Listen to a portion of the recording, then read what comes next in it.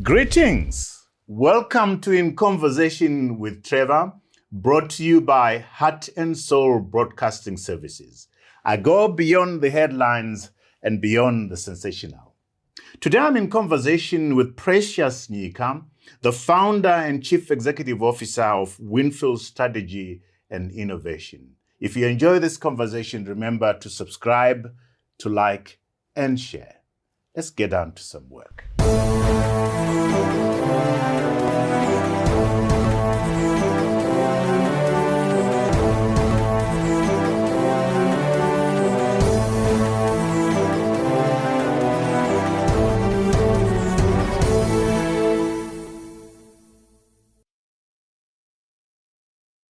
Precious Nyika, I am so delighted to have you back again here.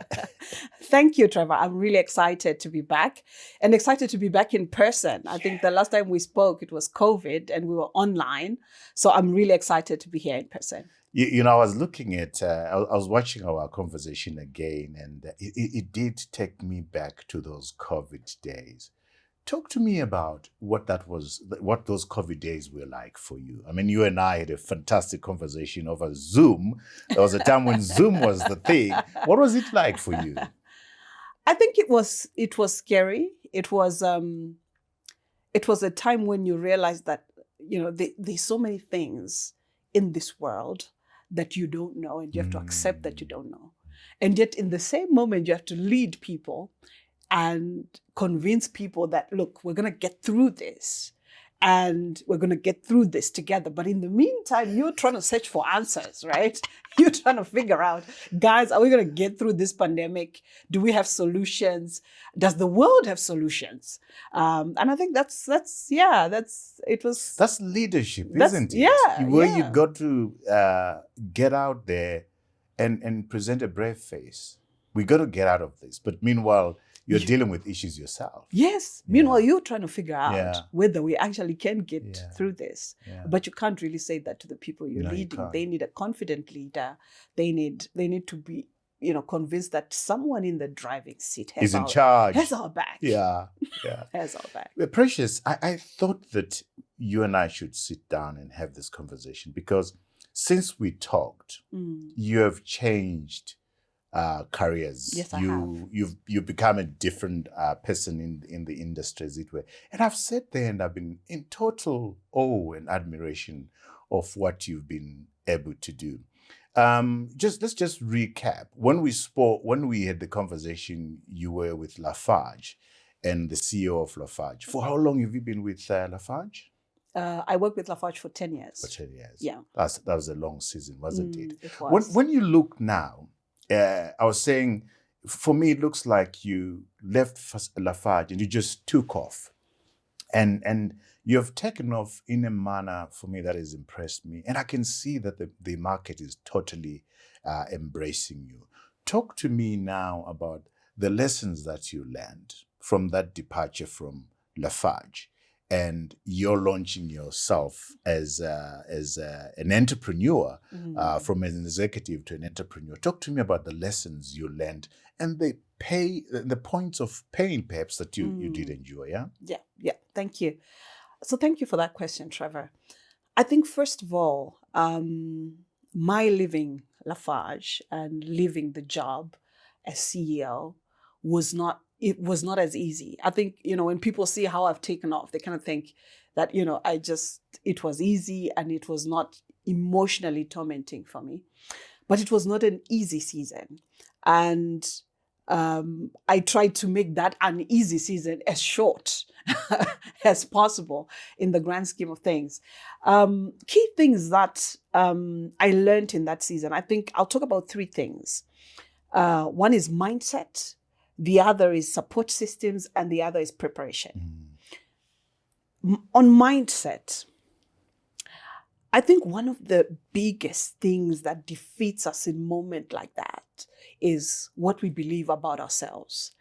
And it's also what we believe will happen after this. There's a popular psychologist, a man called Martin Seligman, who wrote a book about what he said are the three things that prevent people from recovering. And he said one is personalization, the other is the thought of pervasiveness, and the other one is a thought of permanence.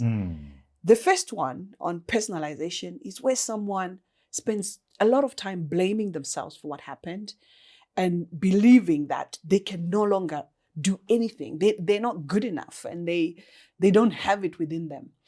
And I think that comes from a lack of self-belief, and where someone was not actually grounded in knowing themselves as a person and what they're capable of. But when you know yourself and you know what you're capable of, when you go through seasons like that, you're able to separate the issue from the person. You're able to separate the institution's direction from your capabilities. And you're able to say, okay, maybe this was not my season. Maybe this was the wrong timing. Maybe this was, a completely different season. And I need to continue on my journey of whatever it is I was doing and meant to do, right? So that's personalization. The second one is permanence, where you believe that the after effects of this, loss will affect my life for the rest of my life. And nothing will change. And in such a situation, normally the fact that you do nothing and you go home and you lick your wounds and you feel sorry for yourself is what makes it permanent. And recognizing that I am the only person that can get myself out of this situation is powerful. And I think I personally recognize that very quickly, that this is my journey, my story, and my space. And I'm the only person that can get myself out of that. The final one is pervasiveness, where he talks about the fact that you believe that the problem will affect every aspect of your life. It will affect your marriage, your dogs, your leadership in church, your your friendships. How you are viewed. It will affect everything. So because you believe that it's going to be a pervasive issue, you also, you become overtaken by the problem because of that. And recognizing that, no, this problem is situational, and it's only going to affect the career, this part of my career at this point in my life, not for the rest of my life. This part of my career at this point in my life. And 5 years from now, it will just be a dot in the grand scheme of things, in the grand scheme of my journey. But it will be a dot. At that particular time, Precious, it looks like it's the biggest thing that has ever happened to Exactly. In that moment, it looks like it is the biggest thing. Yeah. But recognizing that in a year's time, in 2 years' time, it will be nothing, is what helps you to get out of there faster. Yeah. And so I effectively, by knowing that, my mental state was really geared around, I'm the only person that can rescue myself from this. This is not a permanent problem, and I need to get out of it and move on, and start something else or go into something else. But as you know, when you're a CEO, there are very few jobs after CEO that you can get, right? You can almost count the number of CEOs in this country and say, what would be my next move unless somebody dies, That conversation must not have been easy. Yeah. It takes us to, what were the pain points? Because when you wake up in the morning and how many CEO positions are there? And how many are vacant? And there's none. Talk to me about the pain points of that journey. Yeah. So just thinking about that, you recognize that the opportunity that I've been comfortable with, which is working for someone else, may not actually be the next solution. And it takes me to my next point, where I said I learned 3 things. Yeah, sorry, I interrupted that the second part is around support systems. When I left Lafarge, during the time I was a member of YPO, and YPO is the Young Presidents Organization. It's an international organization where business leaders support business leaders. And it was founded on the premise and recognition of the fact that it's very lonely at the top. And when you're in moments such as the ones that I went through, sometimes you don't really have people around you that you can really talk to about this in the most authentic way and actually get solutions of how to move forward. And so in YPO, there were 6 people who were part of what we call forums, which was my forum. And when I left Lafarge, they said, Precious, we need to sit down, we need to have an emergency forum meeting. Wow. And we need to talk about your next move. And so a few days after leaving Lafarge, I sat, and we started to talk about what is the next thing I could do.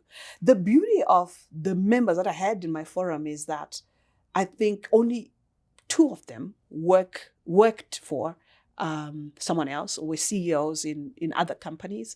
The rest of them were business owners or entrepreneurs. So guys like Nigel Phelps, who is the owner of Pro Brands, guys like Christian Patel, who is part owner of NB, all these guys, they own their own businesses. So when they sat with me, they said, Precious, you want to go and look for another job?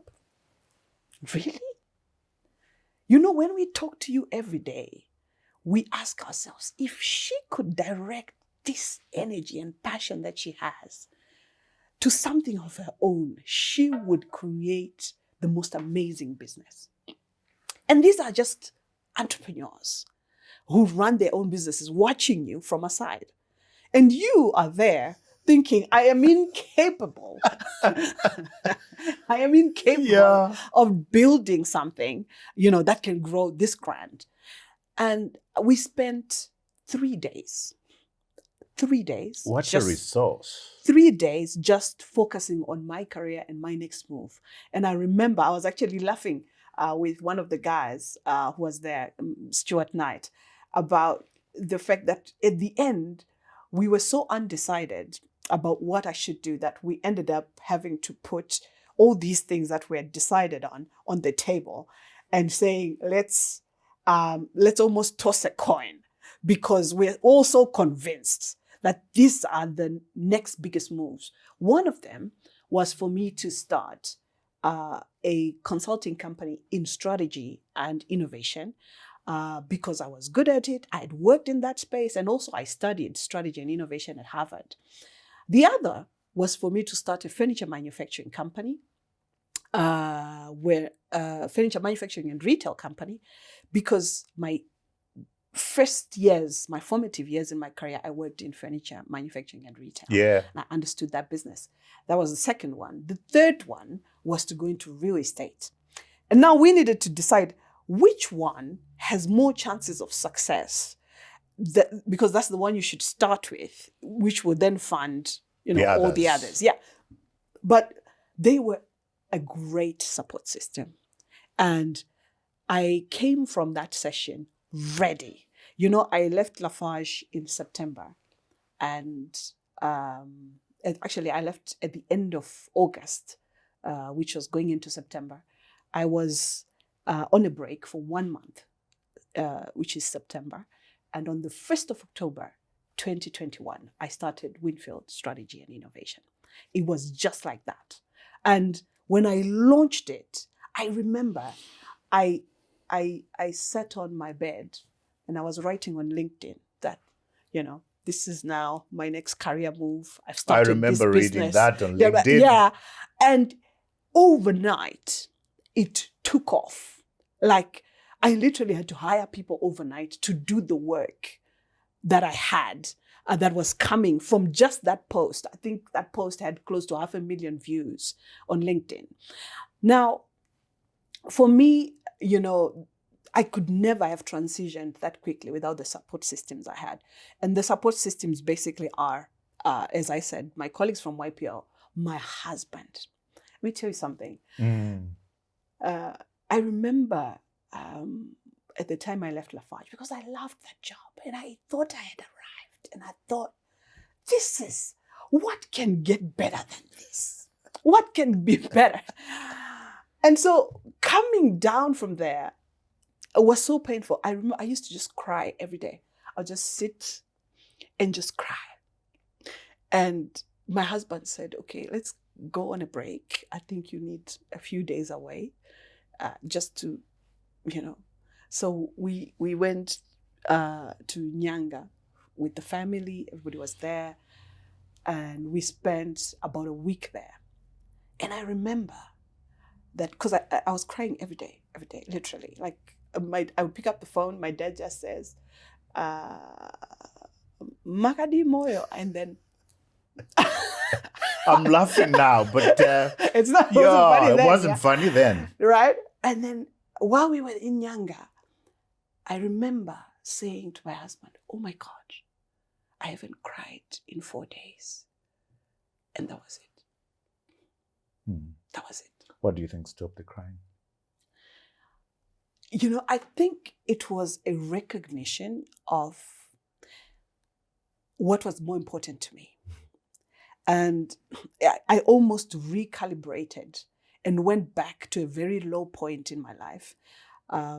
There was a time, 3 months before the time that I left Lafarge, I fell sick and I developed what they call pulmonary embolism, which is blood clots in your lungs.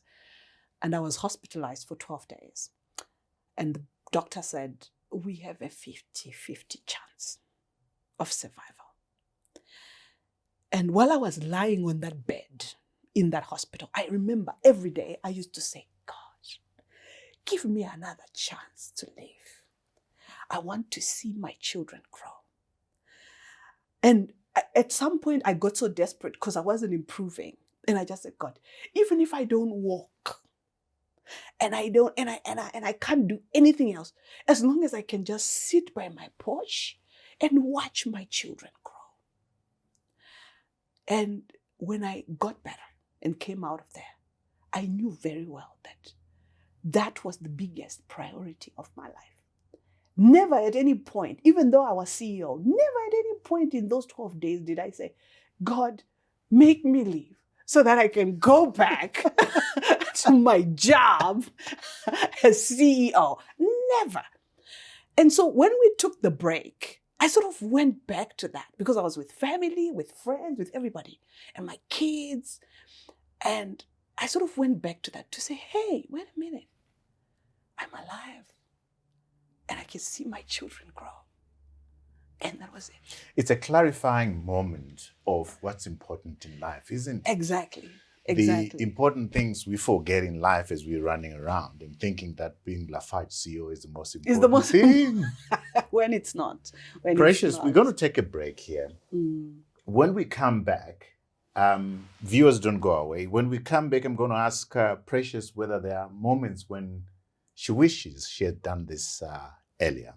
And we're going to get into what Winfield Strategy and Innovation is all about. They were degrees that were given to us when we showed up at the University of Zimbabwe. Some administrator there decided, you are going to do psychology. Nothing to do with your talent whatsoever. Greetings. My name is Trevor Ncube, host of In Conversation with Trevor, Zimbabwe's most engaging conversational show. I go beyond the headlines and beyond the sensational. We've brought before your screens change makers from arts, business, and politics, and from the region. Please join our growing community of viewers. Subscribe, like, and share. Welcome back to our conversation with Precious Nyika, the founder and CEO of Winfield Strategy and Innovation. Precious, before we took the break, you took us through this very powerful retelling of what you went through, where you thought for a moment that being CEO of Lafarge, you had arrived. You are now doing something different, CEO of Winfield Strategy and Innovation. And I like what you shared around the support structure from YPO. I'm a former member of YPO, so I know exactly what they do. And I find that very powerful. Now, when you look back, this is a job that you enjoyed, that you liked, you thought you had arrived. Then things change. I think this is an opportunity for me to reshare with the viewers that I was fired in 1995 as the CEO of not CEO, as the editor-in-chief of the Financial Gazette.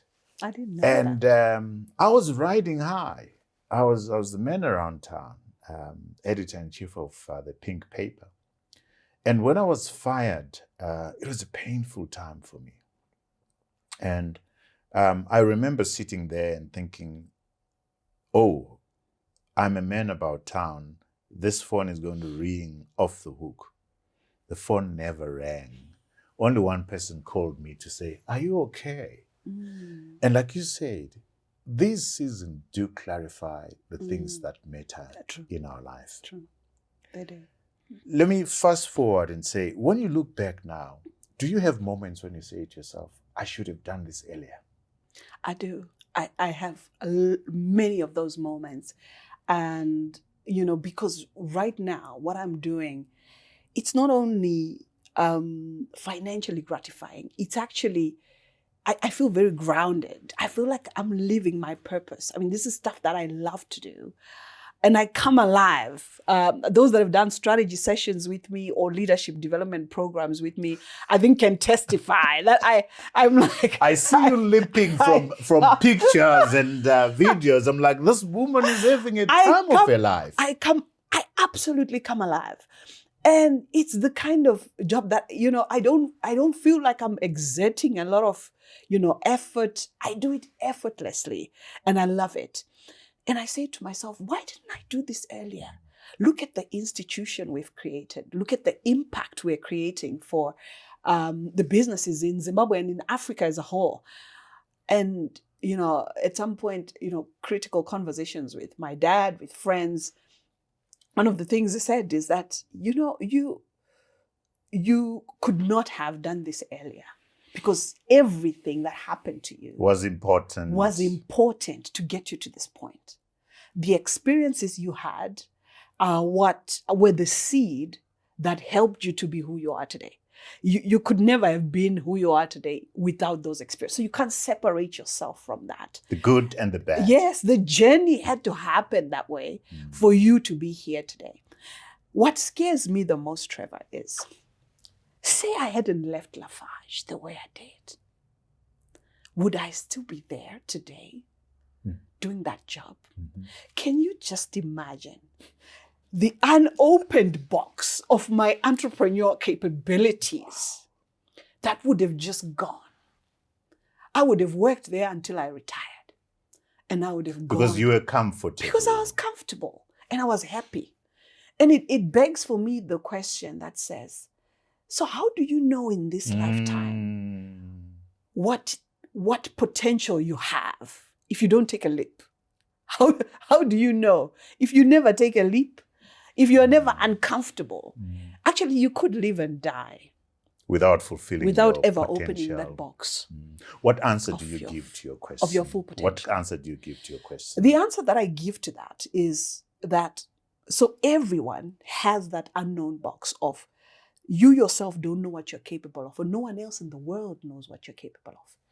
The best way is to open that box is number one, either it's to get a coach or a mentor, somebody that can push you beyond your known capabilities, somebody that can see you from afar and say, oh my God, this person can actually achieve this. That's one. The second thing is, it's to try out new things, to try out other things besides what you were employed to do.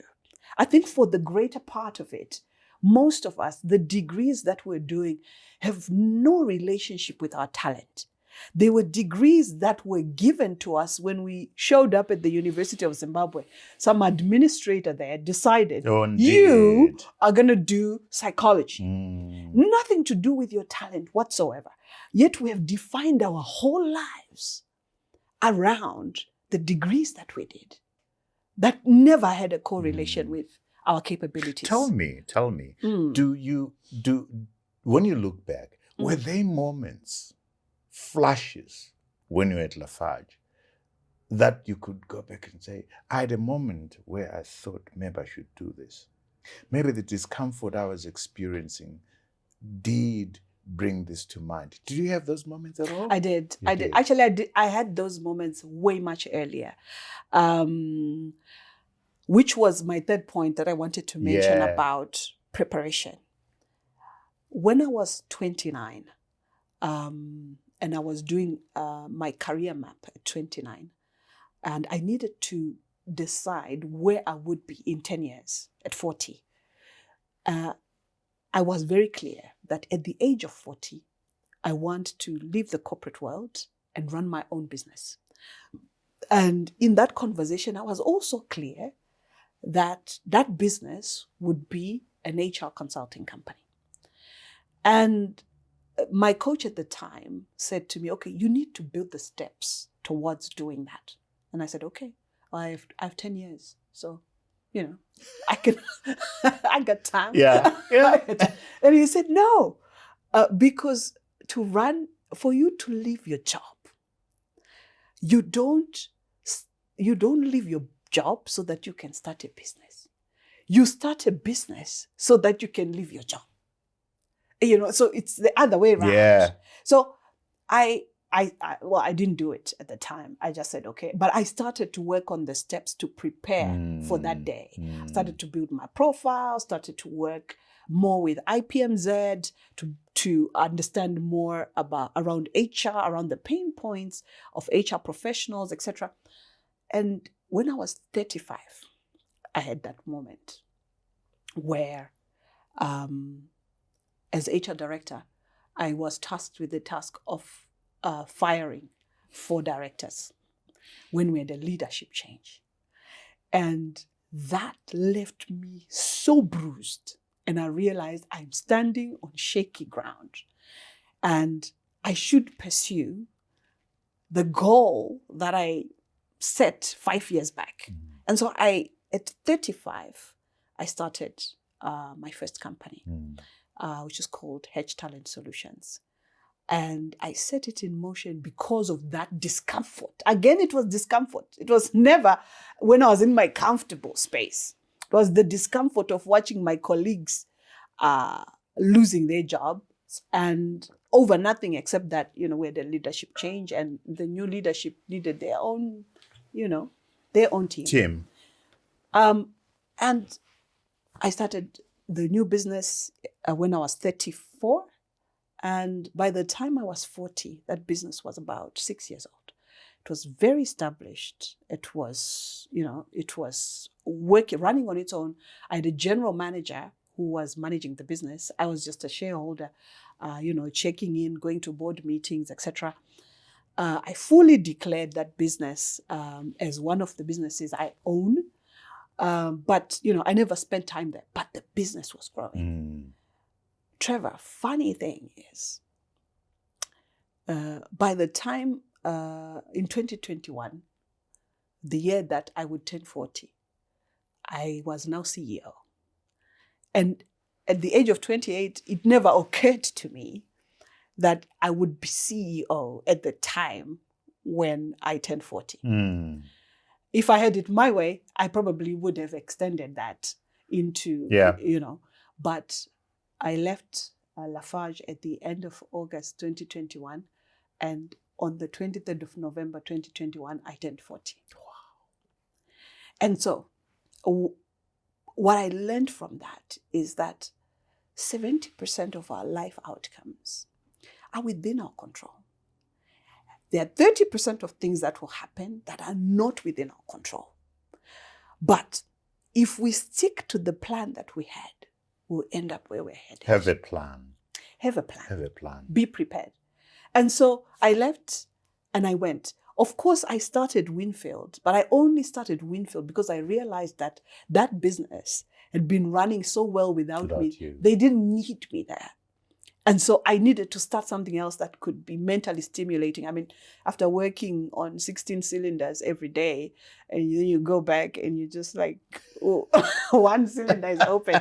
You feel like you're not exercising your full exactly, potential. exactly. So the last time we did our Zoom conversation, you went into great detail to tell us about where you were educated, which is an important part of your journey, and which contributed to where you are right now.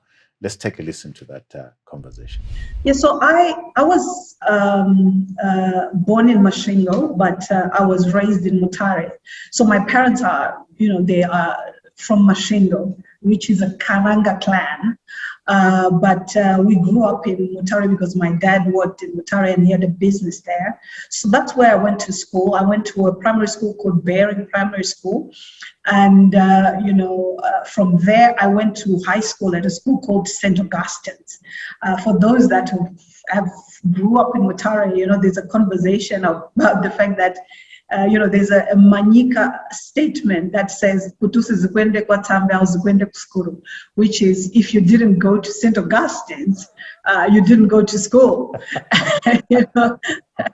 Right. As I was growing up, that was the go-to school at the time, and that's where I went to school. And I want to take you a little bit back to my primary school days, and then come back to high school. When I was in primary school, I was born in a family of 5, so 3 boys and 2 girls.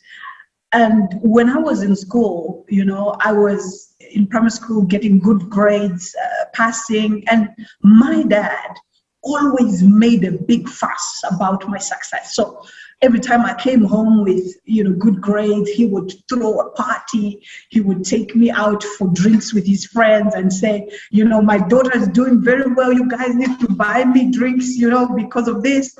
And he would go out of his way just to celebrate my success, even in times when, those successes were so small. Like when I look back at it, some of the things I think, that was not worth that big thing, but he did it, to encourage me and, to keep me feeling confident about what I was doing.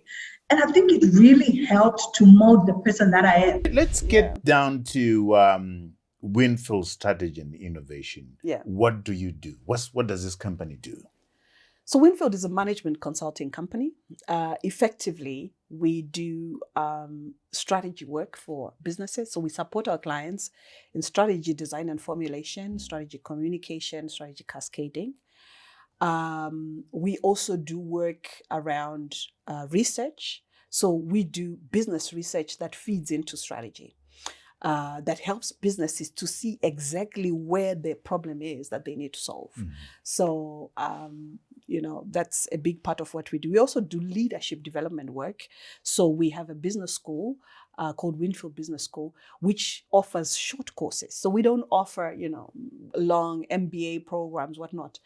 Our niche is in offering short practical courses that are facilitated by other business leaders, not by academics or people we're not even trying to replicate what academic institutions are doing. We're trying to complement that. So ours is business leaders inspiring business leaders, and those we do practical short courses that close that gap, the competency gaps that we're seeing in business today.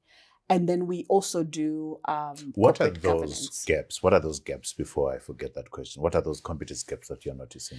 In business today. So I think one of the biggest gaps is around transitioning from being whether it's a supervisor or just an employee, into being a manager or a leader.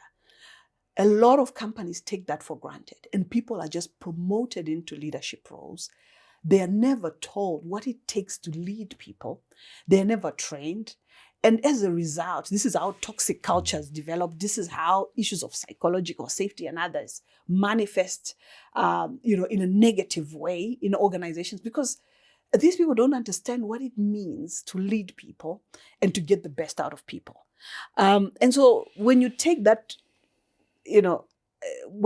for granted, you miss an opportunity to create value for your organization. So we come in with programs that bridge that gap. We actually have a program called the Next Manager, which just before somebody becomes a manager, they must go through so that they can lead effectively. And then we have also programs that one of the other things we've seen in our country is because of a lack of exposure, we make mistakes that have already been made in other countries by other businesses and that we could avoid.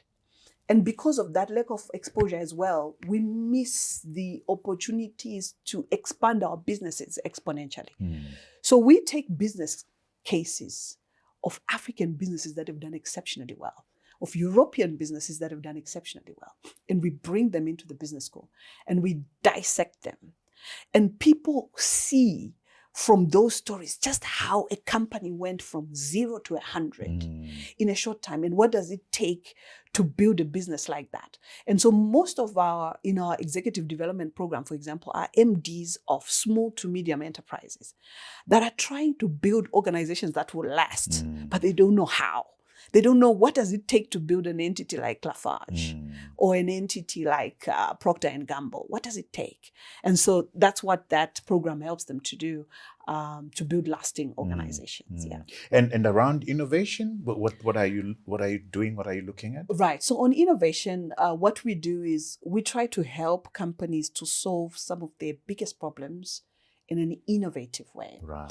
And there we go and say, okay, what is the greatest challenge that you have today? And we have a model that we use that is based on a Harvard technique of solving problems. Right. So we walk that journey with them. We train them how to use that model, and then we walk the journey with them of trying to solve the problem innovatively and helping them to find solutions. And we also help them to sort of spread this culture of thinking differently. People always say, think outside the box, but they don't give a framework for how to think outside. Is that design thinking? Yes, it's design thinking. Exactly. So we have a design thinking framework that then helps people to think outside the box. So you don't even make effort. The framework just makes you think outside the box. It's not like just sit there and think outside the box, Trevor. How do I do that? How do you do that? Exactly. Yeah. What do you enjoy the most about this assignment? I think what I enjoy the most. Before you answer that question, I must tell you this, which you don't experience, is that I'm experiencing, for me, interacting with you, I've experienced two Preciouses. There's a Precious who was tentative. The Precious I'm experiencing now is so full of energy and so self-assured. Do you feel that yourself? I do. I absolutely do. Is the corporate environment restrictive? To a certain extent, it is, because, for the greater part of it, being a CEO in a big corporate, it's a straitjacket. Everything is defined. You do this, this, and that. You go by this guideline, that guideline, that guideline. There's very little room for creativity, and there's very little room for that. And you don't know it until you get there. When you're down there, you think, I would do what I want when I become a CEO. But when you get there, you realize, no, it's a straitjacket. It is. Do you deal with that issue in your innovation and strategy stuff? Because this straitjacket can be good for innovation. Yes, we do deal with that. We do try and help organizations to say, so how do you maintain control, but also still promote creativity and innovation? Because you want both. Yeah. You don't want to. You want structure. Yeah, but you want structure, but you also want creativity. Yeah. So how do you find the balance? So we work on that when we do, some of our innovation sessions and classes. Yeah. I'd asked you, what do you enjoy the most about this job? Yeah.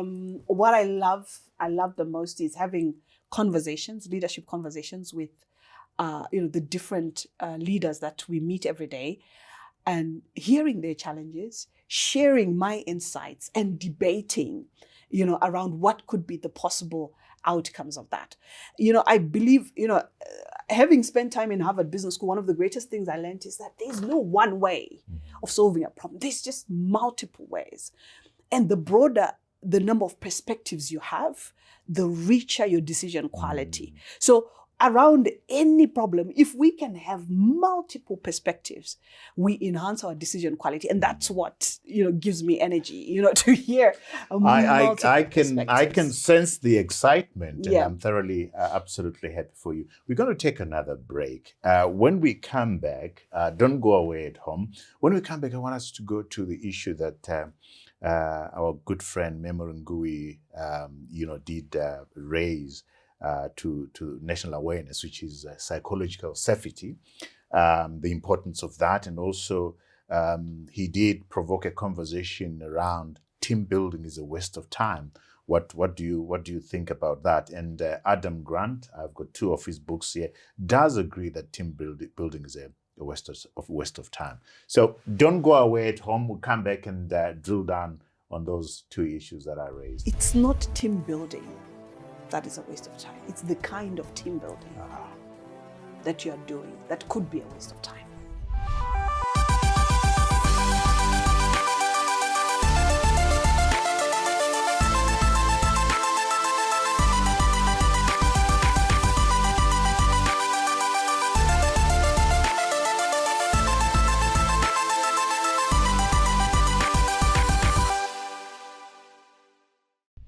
Welcome back to our conversation with Precious Nyika, the founder and CEO of Winfield Strategy and Innovation. Precious, as this is the season where a lot of companies do strategy breakaways. They plan for the next 12 months or for the next 6 months. In your interaction with companies, as far as strategy formulation is concerned and strategy reviews are concerned, what issues do you find companies are battling with? Yeah. I think, there are 2 things for me. One is a process issue, and another is a choice issue. The main one that we find, which we try really hard to help companies to understand doesn't work, is companies in Zimbabwe are so used to doing strategy in silos and in functional silos. So effectively, leaders of the business will tell their people that we're going for a strategy planning session. You need to write your strategy. Now, each functional head then does a strategy for their function. To what end? Nobody knows. To solve what challenge? Nobody knows. So each person is trying to solve their little challenge in their micro space. And when you now get to the strategy session, what they're asking you to do as a facilitator is to piece all those little pieces Pull it together. But because they didn't all originate from trying to solve the one challenge, they're all trying to solve multiple mini wars. That is a nightmare for any strategy facilitator to bring that together. And one of the best and most proven ways to do that is centered around what strategy actually is, which is that it's an integrated set of choices that allow businesses to achieve a competitive edge against their competitors. And the biggest part of it is the integration part, which is that we must first, as a business, identify what is our challenge of the season. What is it that if we can solve 80% of our problems? And then we channel every department's energy towards that challenge. So now everybody is coming up with actions to solve the one challenge. We don't have many small wars that are going in all sorts of directions. And when we do that, now we can actually see that we are doing things that move the needle. So that's a process issue, right? Which is the first thing. The second one is a choice issue. A key part around strategy is that strategy is about choices. It's about choosing what to do, but most importantly, choosing what not to do. And the what not to do is what many companies don't focus on. And you find that when they're now done with the strategy session, they're back in the market, because they haven't decided exactly what they will not do. They end up with entering into, what we call in strategy, they end up with what we call Pyrrhic victories, which is a victory where the winner loses more than the loser. It's a meaningless victory. Yeah. You know, if it was in a war, you've won the war, but at what cost? Mm. In those situations, what I find is that because people have not taken the time to understand what strategy is and what it isn't, the greatest choice you find in most businesses is when it gets hard, reduce price. Mm. When it gets hard, reduce price. Now, what that does is that it eats away from the pie of the industry that you are in.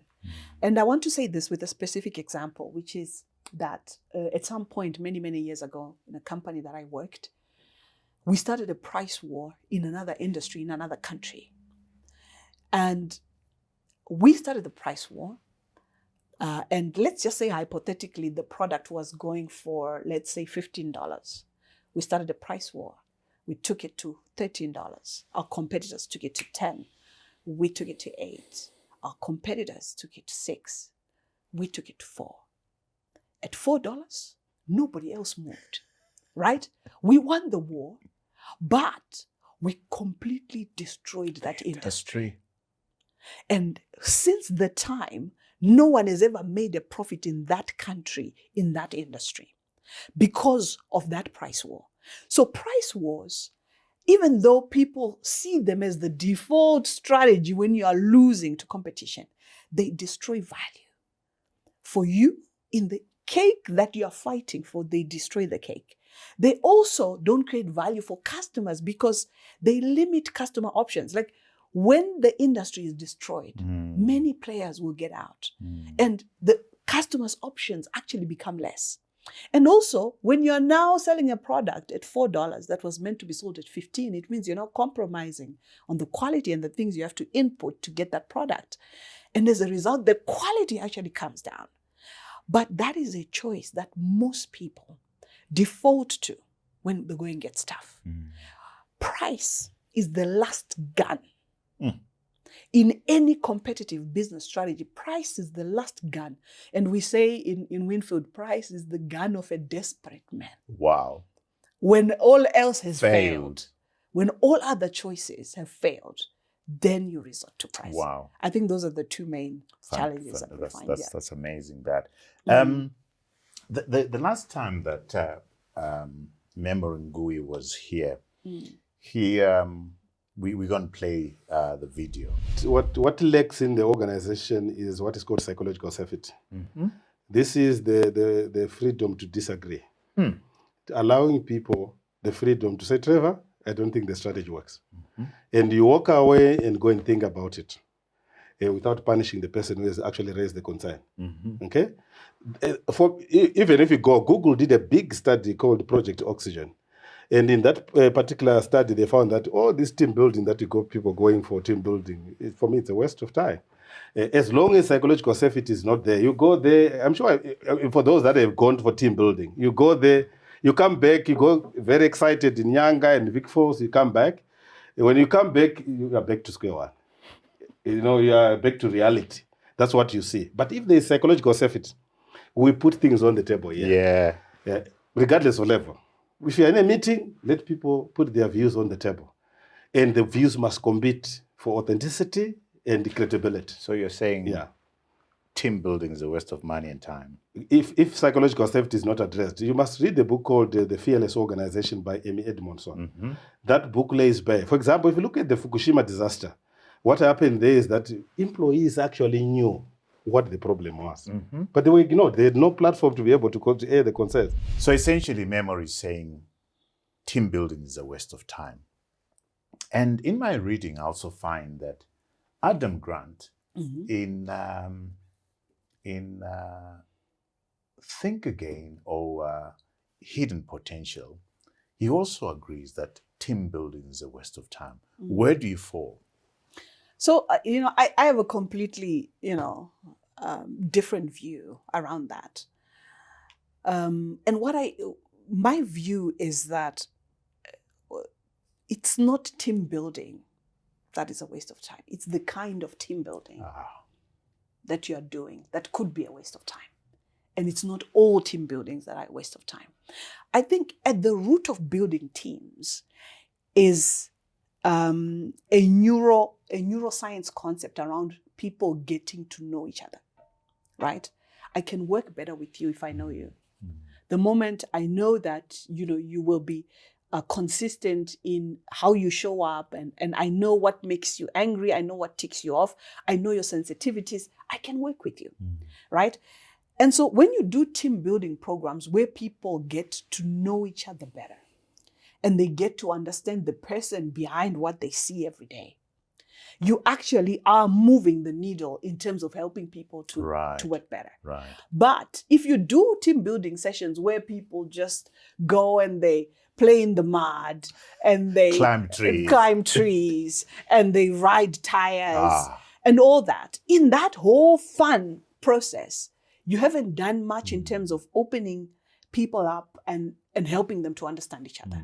That's why I'm saying, I think rubbishing the entire concept of team building actually makes us miss the opportunity for people to get to know each other, which is at the base of helping people to work together. It's like a marriage. You got to know the person that you're going to get married to, so that you can live better with them going forward. So that's my the other issue. Thank you for that explanation. And I hear it, and I think that's the position that Adam Grant takes. That you need to be very clear what it is that you're trying to achieve, and just playing with tires in the mud and so forth does not begin to unlock who the person is, what the strategy is, because team building ought to be around certain defined goals. Exactly. What view do you take on psychological safety, the importance of it? Again, Memo was pretty passionate about that. He actually started a national conversation around the importance of psychological safety.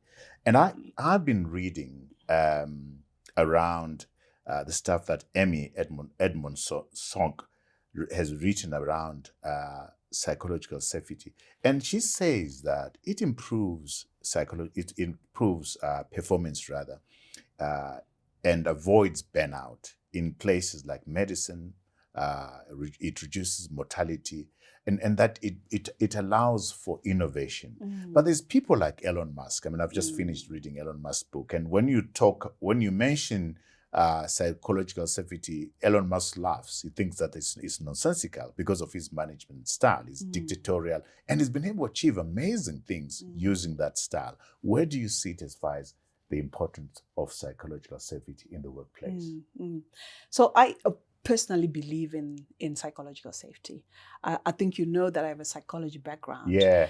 And I completely understand how creating an intimidating environment can limit the capabilities of an organization, and how people who work in an environment where there is no psychological safety can become constricted in their ability to contribute effectively. I completely believe in that. However, I find that what I've found over time is that today we have a multi-generational workforce, right? And in the multi-generational workforce, we have a generation of people, probably, these are baby boomers. Let's talk about Zimbabwe, right? They went through war, right? They had to fight to get an education. They had to fight to get a job. And so when they got a job, for them, work must be tough. Work must be tough. If you're working, the tougher it is, the more, the more important that job is. Yeah. Because that's the environment that they grew up in. They felt like they were privileged to have a job. It was not a right. And then you have another generation, which are millennials, right? Who were born in the 80s, and education was now available. And also jobs were also now available to Black people, which were not available in the past. And for them, education is a right. They believe in credentials. They believe the more educated you are, the better you are as an employee. Then you have the Gen Z, who were born by millennials. Education is there as it's a right. Work is a right. They believe I choose to work. And because I choose to work and I have an option not to work, my job must make me happy. Now cross these two guys, One who says, my job must make me happy. Yeah. And another who says, work must be hard. You have a clash of cultures. You an absolute clash of cultures. And these ones think these ones are sissies. You know, coming into the workspace thinking that we should be making them happy. This is not the place for that. And yet, these are the ones who are leading these businesses. And so it's so difficult sometimes to create psychological safety because of those multi-generational differences. However, with leadership training, leaders can understand the damage that they're causing by not creating an open workspace, by not cultivating psychological safety, the opportunities that they're missing by not creating that level of openness. And I think when leaders get to see that, because I mean, their concern is for the bottom line, when they get to see what they're missing, they probably can invest more into building psychological safety in the workspace. Yeah. Precious, you and I could go on. And like I said, I really am inspired by your journey. Thank you. Really inspired by your journey.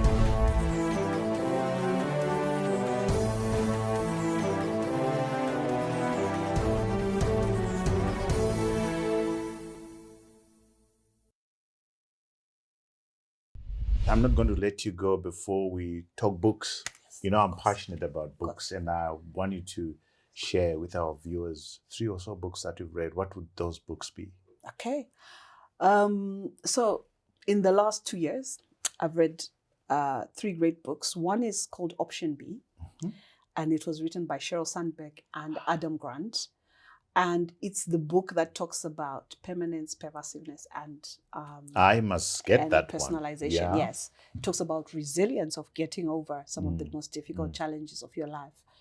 And then after Option B, I would give Built to Last, and it's a book that speaks to the notion of how do you build an organization that can last beyond your time.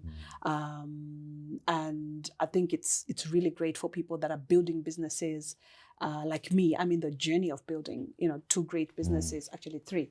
So I read those kinds of books and they really help me. And one of the things it says is that great businesses build cult-like cultures.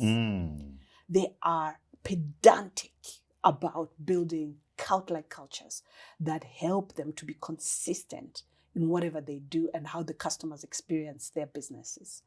The third one, which I would recommend, I think I saw it here, is Atomic Habits. Okay, yeah, indeed. We've got it. By James Clear, Atomic Habits is a great book, and what this book tells you is that small changes over time will result in actually something big. So day by day, as you're doing what you're doing, nothing seems to be changing. But when you look back, it's like, wow. You're consistent. Wow. Look at how far I've come. Yeah. Right? But when you're going through it on a day-to-day basis, it just looks like, it's nothing.